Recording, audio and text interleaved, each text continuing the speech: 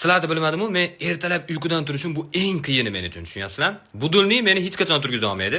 Butun mahallani turgizsa, butun mahallani qanaqa bitta qo'shnim kiradi, aka, budulnigini o'chirib qo'ysin, to'g'risi turib ketyapmiz. Ana shu darajagacha.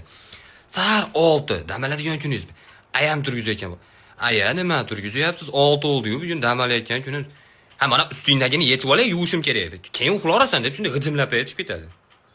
Bu qanaqasi? Ota qanday turgizadi bilasizmi? Ota men qizlarni turgizmaydi, bunday soatga qarab. Endi 1:30 bo'lib uxlaversin. Bu o'g'il bolalarni-chi? Qani nima qilyapti? Uxlayapti. Kechqurun 12 da. Tushunyapsizlar? Opa akalarga umuman, bor turgizib chiqib ukangni demanglar to'g'risi.